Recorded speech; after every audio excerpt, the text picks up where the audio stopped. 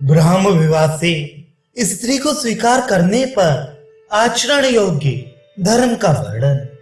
हारित जी कहते हैं, वेद को ब्रह्मचर्य से पढ़ा हुआ और गुरु के मुख से पढ़ा हुआ शास्त्र के तात्पर्य का ज्ञाता ब्राह्मण अपना गोत्र और प्रवर के तुल्य गोत्र और प्रवर जिसके नहीं है ऐसी और जिसके भाई हो ऐसी अच्छी सुंदर आचरण वाली और देह के संपूर्ण अंगों से युक्त ऐसी कन्या से विवाह करे।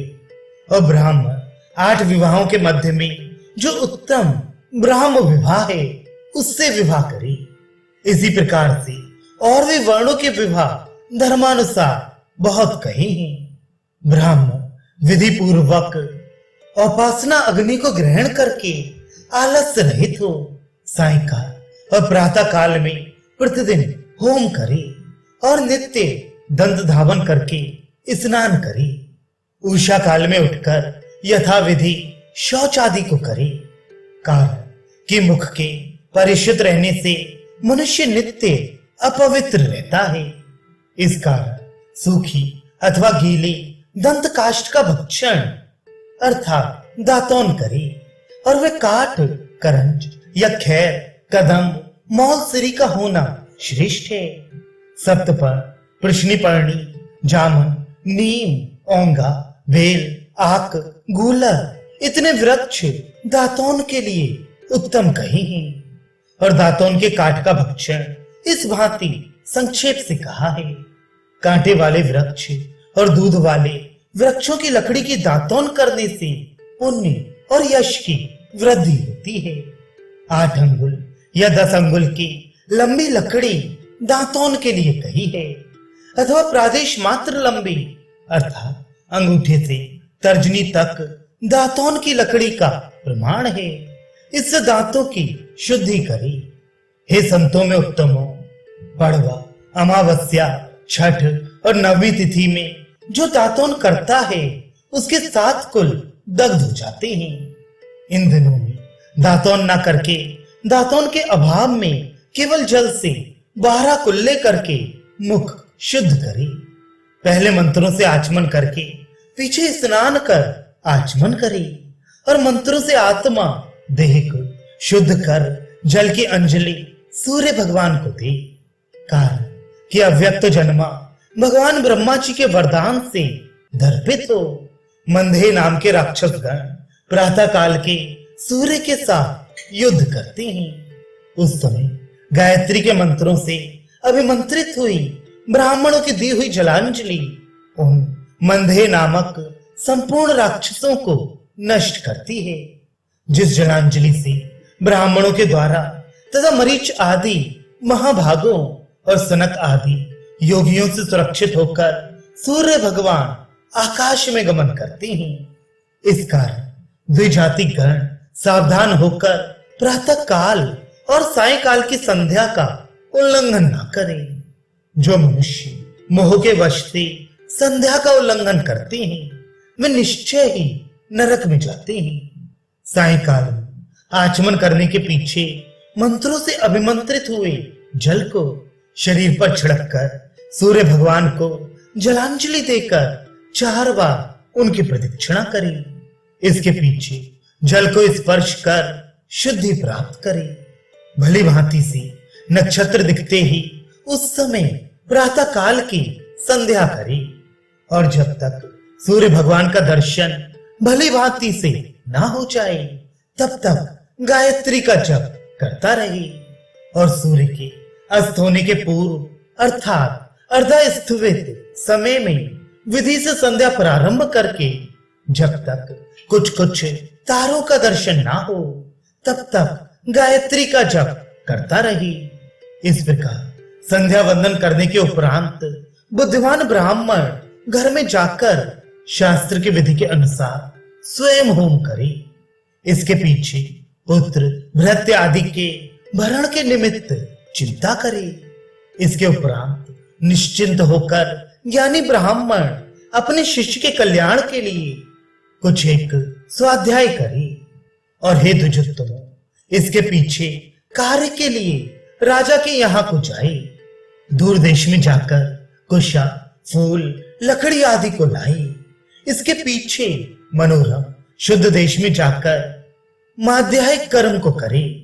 संक्षेप से पापनाशक उसकी विधि कहता हूं। उस विधि के अनुसार स्नान करने से सब पापों से छूट जाता है। शुद्ध अक्षत अर्थात चावल और तिलों के साथ स्नान के लिए मिट्टी को लाकर उदरामन होकर शुद्ध और अधिक जल वाली नदी पर जा स्नान करे। नदी के होते हुए इतर जल में स्नान न करे और अधिक जल वाले तीर्थ के होते हुए अल्प जल वाले कूप आदि में स्नान न करे। नदियों में श्रेष्ठ गंगा आदि समुद्र वाहिनी में प्रवाह के सम्मुख स्थित होकर स्नान करे और नदी के ना होने पर तालाब आदि के जल में स्नान करे। प्रथम शुद्ध देश में जल को छिड़ककर संपूर्ण वस्त्रों को रख दे। पीछे यत्न पूर्वक मिट्टी और जल से अपनी देह को लीप कर प्रक्षालन करे। स्नान आदि को करके बुद्धिमान मनुष्य आचमन करे। फिर वह पुरुष जल के भीतर प्रवेश करके मौन होकर नियम सहित हरि का स्मरण करके जंगा तक जल में गोता लगाए। इसके पीछे किनारे पर आकर मंत्रों सहित जल से आचमन करके वरुण देवता के मंत्र अथवा पामानी सूक्त से शरीर का प्रोक्षण करे। कुशा के अग्र के जल से यत्न सहित देह का प्रोक्षण करके स्योना पृथ्वी इत्यादि मंत्रों से अथवा इदम विष्णु इत्यादि मंत्रों को पढ़कर देह में मिट्टी लगाए। इसके पीछे प्रत्येक गोते में नारायण का स्मरण करे। इसके पीछे जल के बीच में निमग्न हुए अगमर्षण मंत्र का जाप करे। इसके पीछे स्नान करके अक्षत और तिलों से देव ऋषि और पितरों का तर्पण करके किनारे पर आकर वस्त्र को निचोड़कर सावधानी से सफेद वस्त्रों को पहनकर दुपट्टा पहने और बालों को ना झाड़े अर्थात शिखा को नहीं फटकारे। कहा कि उसके जल का अंग पर गिरना अच्छा नहीं है। अत्यंत लाल और नीला वस्त्र श्रेष्ठ नहीं है। मैले कुचैले और गंधहीन वस्त्र को त्याग दे। इसके पीछे बुद्धिमान मनुष्य मिट्टी के जल से पैरों को धोए। इसके पीछे दाहिने हाथ का गौ के कान के समान आकार बनाए और देखकर 3 बार जल पिए। आचमन करे। फिर 2 बार अंगूठे से मुख मार्जन करे अर्थात दोनों होठों को पोंछे। फिर पैर और सिर पर जल छिड़क कर बीच की 3 अंगुलियों से मुख को स्पर्श करे। अंगूठे और अनामिका से दोनों नेत्रों को स्पर्श करे। इस प्रकार विधि सहित बुद्धिमान मनुष्य सावधान होकर 5 उंगलियों से मस्तक को स्पर्श करे। शुद्ध मन वाला ब्राह्मण इस विधि से आचमन करके कुशा हाथ में लेकर पूर्व मुख हो। आलस्य को छोड़कर न्यास सहित 3 प्राणायाम करे। इसके पीछे वेदों की माता गायत्री को जपे और जप यज्ञ करे। ये जप यज्ञ 3 प्रकार का है। आपसे उसका स्वरूप कहता हूं। वाचिक, उपांशु और मानसिक, ये 3 प्रकार के जप के भेद हैं। इन तीनों जप यज्ञों में उत्तरोत्तर श्रेष्ठ है। जिसका ऊंचा और नीचा उच्चारण स्पष्ट पदाक्षरों के शब्दों से मंत्र पाठ किया जाता है उसी जप को वाचिक कहते हैं। और जिसमें कुछ कुछ होंठ कंपित हो और धीरे धीरे मंत्र का उच्चारण हो, कुछ कुछ शब्द सुनाई आता हो, उसे उपांशु जप कहते हैं। बुद्धि से ही पद और अक्षर की पंक्ति का स्मरण हो, वह और पदाक्षर सुनाई ना आए, केवल शब्द और अर्थ का विचार ही जिसमें हो, उसका नाम मानसिक जप यज्ञ है। जप से स्तुति किए जाकर देवता प्रसन्न होते हैं। देवताओं के प्रसन्न होने पर मनुष्यों को बहुत सी वंश की वृद्धि प्राप्त होती है। जप करने से भयंकर राक्षस गण, पिशाच और सर्प ये निकट नहीं आ सकते, वरन वे दूर से ही भाग जाते हैं। छंद और ऋषि को जानकर आलस्य रहित होकर मंत्र जपे। प्रतिदिन मन से छंद ऋषि आदि को जानकर ब्राह्मण गायत्री को जपे। सहस्त्र गायत्री का जप श्रेष्ठ है और 100 गायत्री का जप मध्यम और 10 का जप अधम है। जो प्रतिदिन गायत्री का जप करता है वह पाप से लिप्त नहीं होता।